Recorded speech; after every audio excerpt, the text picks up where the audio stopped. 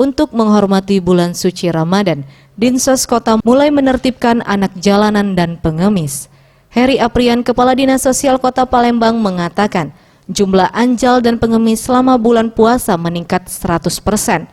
Penertiban dilakukan di titik persimpangan lampu merah dan jalan protokol dengan melibatkan personil Pol PP dan kepolisian. Pengamanan dilakukan jelang berbuka puasa yang biasanya menjadi waktu yang tepat untuk melakukan aksi meminta-minta. Termasuk mungkin kita nanti para pengemis ya, para pengemis dan anak jalanan.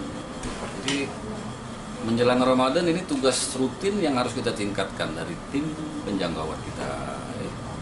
Ada tambahan mungkin nanti di pasar-pasar beduk, ya, termasuk juga di Masjid Agung yang terkonsentrasi di sana, kita akan menertibkan mereka, ya. Jadi 1 bulan full kita laksanakan sampai dengan masuk Idul Fitri, ya, masuk Idul Fitri. Kita punya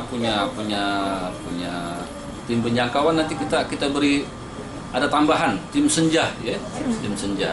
Jadi tim penjangkauan itu nanti dari jam 16 jam 4 sore sampai menjelang Isya jam 19 jam 7 itu mereka tetap akan bergerak di titik-titik.